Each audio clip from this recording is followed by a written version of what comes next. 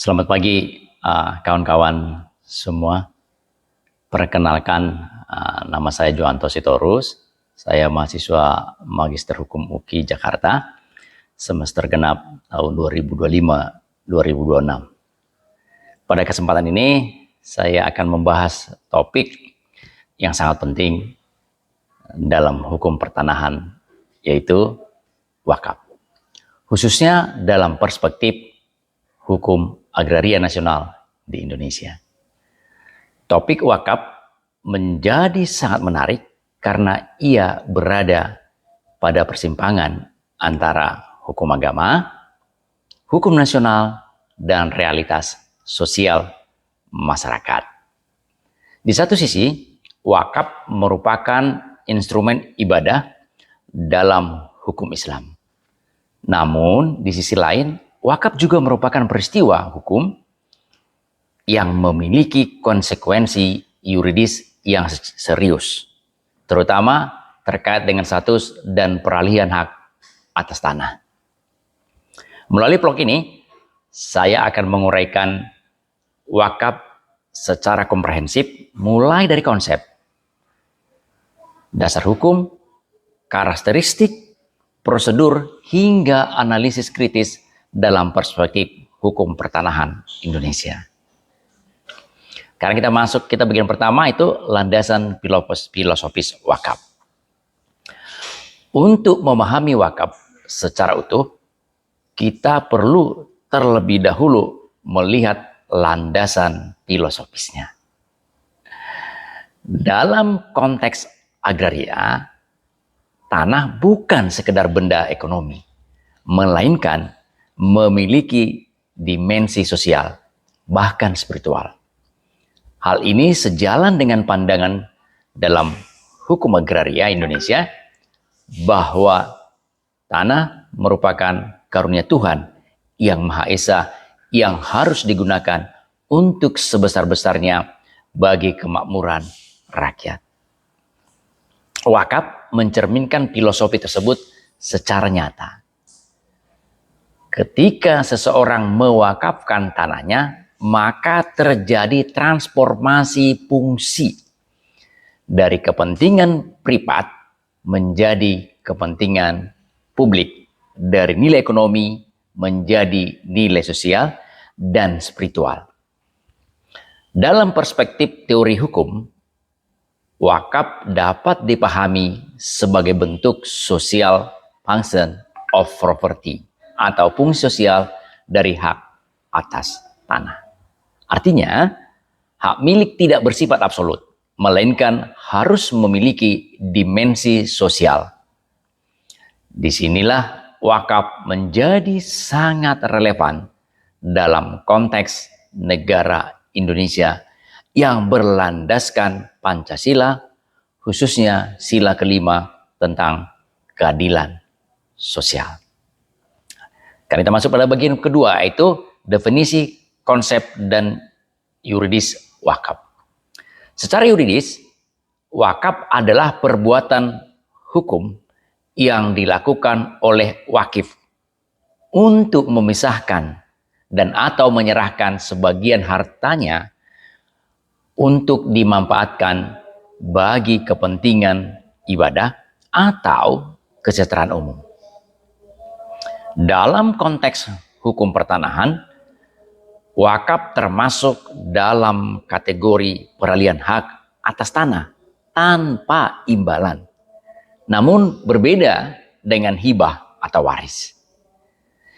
Wakaf memiliki karakter khusus, yaitu bersifat permanen, tidak dapat ditarik kembali, dan tidak boleh dialihkan secara bebas kepada orang lain. Secara teoritis, wakaf juga dapat diklasifikasikan sebagai legal act atau perbuatan hukum sepihak yang menimbulkan akibat hukum permanen terhadap objek tanah. Dengan demikian, wakaf bukan hanya tindakan sosial, tetapi merupakan tindakan hukum yang memiliki konsekuensi struktural terhadap sistem pertanahan. Sekarang kita masuk ke bagian 3, yaitu dasar hukum dan sistem regulasi. Dalam sistem hukum Indonesia, wakaf memiliki dasar hukum yang kuat dan berlapis.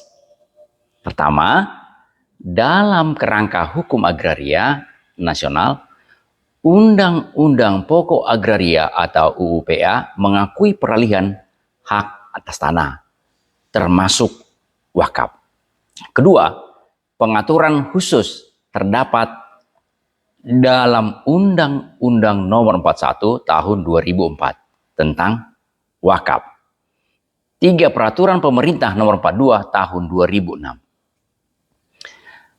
Dalam konteks administrasi pertanahan, wakaf juga tunduk pada peraturan pendaftaran tanah serta mekanisme sertifikasi. Hal ini menunjukkan bahwa wakaf tidak hanya diatur dalam satu rezim hukum, tetapi berada dalam multi-layer legal system, yaitu hukum agama, hukum agraria, hukum administrasi. Dari perspektif akademik, kondisi ini dapat menimbulkan kompleksitas, potensi konflik norma, dan tantangan implementasi. Namun, di sisi lain, hal ini juga menunjukkan bahwa wakaf memiliki kedudukan yang sangat penting dalam sistem hukum Indonesia. Nah, sekarang kita masuk bagian 4, yaitu karakteristik hukum wakaf. Wakaf memiliki sejumlah karakteristik khas yang membedakannya dari bentuk peralihan hak lainnya. Pertama, irrevocable atau tidak dapat dibatalkan. Setelah tanah diwakafkan, hak kepemilikan pribadi hilang secara permanen. Kedua, inalienable, artinya tidak dapat dialihkan, dijual, atau diwariskan. Yang ketiga, perpetual purpose, yaitu diperuntukkan untuk jangka panjang, bahkan selamanya. Keempat, adanya perubahan status hukum. Tanah menjadi tanah wakaf. Dari perspektif hukum pertanahan, karakteristik ini menunjukkan bahwa wakaf adalah bentuk peralihan hak yang paling final. Jika jual beli masih memungkinkan perubahan kepemilikan, maka wakaf justru menghentikan siklus tersebut. Ini menarik, karena dalam teori hukum benda, hampir tidak ada bentuk hak yang benar-benar dikunci, dalam tanda kutip, seperti wakaf. Dengan kata lain, wakaf menciptakan kategori khusus dalam hukum agraria. Selanjutnya kita masuk bagian 5, yaitu prosedur wakaf tanah. Dalam praktek hukum, wakaf tidak cukup hanya dengan niat. Ia harus melalui prosedur formal yang ketat. Tahap pertama adalah ikrar wakaf yang dilakukan oleh wakif di hadapan penjabat pembuat akta ikrar wakaf. Tahap kedua adalah pembuatan akta ikrar wakaf atau AIW sebagai bukti hukum. Tahap ketiga adalah pendaftaran tanah wakaf di kantor pertanahan untuk mendapatkan sertifikat. Tahap keempat adalah pengelolaan oleh nazir. Mengapa prosedur ini penting? Karena tanpa pencatatan dan pendaftaran, maka wakaf tidak memiliki kepastian hukum. Rentan sengketa bahkan bisa hilang secara de facto. Dalam praktik di Indonesia, banyak tanah wakaf yang tidak didaftarkan sehingga menimbulkan konflik di kemudian hari. Sekarang kita masuk bagian ke-6, yaitu membahas permasalahan dan sengketa wakaf.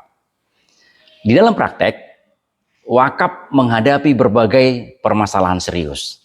Antara lain, 1. Tanah wakaf tidak memiliki sertifikat. 2. Tidak adanya akta ikrar wakaf. 3. Klaim dari ahli waris. Dan 4. adalah penyalahgunaan oleh nazir. Masalah ini menunjukkan adanya gap antara norma hukum dan praktek di lapangan. Dari perspektif hukum, kondisi ini mencerminkan lemahnya penegakan hukum, kesadaran hukum masyarakat, dan lemahnya administrasi pertanahan. Jika tidak ditangani, wakaf yang seharusnya menjadi instrumen kesejahteraan justru menjadi sumber konflik. Nah, sekarang kita masuk bagian 7, itu analisis kritis. Jika dianalisis lebih dalam, wakaf mencerminkan integrasi 3 sistem hukum. Yang pertama hukum agama, kedua hukum adat, dan ketiga hukum nasional. Namun integrasi ini tidak selalu harmonis. Misalnya dalam hukum agama, wakaf bersifat absolut. Sementara dalam hukum negara diperlukan administrasi dan pencatatan. Disinilah terjadi potensi ketegangan antara norma teologis dan norma yuridis. Selain itu, wakaf juga menimbulkan pertanyaan kritis. Antara lain, apakah negara cukup efektif dalam melindungi tanah wakaf? 2. Apakah sistem pendaftaran sudah optimal? 3. Bagaimana posisi wakaf dalam pembangunan ekonomi? Nah, pertanyaan-pertanyaan ini menunjukkan bahwa wakaf bukan hanya isu normatif, tetapi juga isu kebijakan publik. Sekarang kita masuk bagian ke-8, relevansi wakaf dalam pembangunan. Dalam konteks modern, wakaf memiliki potensi besar dalam pembangunan nasional. Tanah wakaf dapat digunakan untuk pendidikan, kesehatan, dan atau fasilitas umum. Namun potensi ini sering tidak optimal karena masalah administrasi dan pengelolaan. Oleh karena itu, diperlukan antara lain adalah reformasi tata kelola wakaf, digitalisasi pendaftaran, dan peningkatan kapasitas nazir.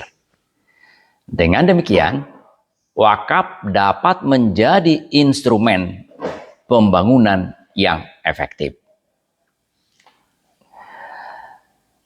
Sebagai penutup, dapat disimpulkan bahwa wakaf merupakan perbuatan hukum yang memiliki dimensi keagamaan, sosial, dan yuridis. Dalam perspektif hukum pertanahan, wakaf adalah bentuk peralihan hak yang bersifat permanen dan memiliki implikasi hukum yang signifikan. Oleh karena itu, pengelolaan wakaf harus dilakukan secara profesional dan sesuai dengan ketentuan hukum yang berlaku. Demikian yang dapat saya sampaikan. Terima kasih. Salam.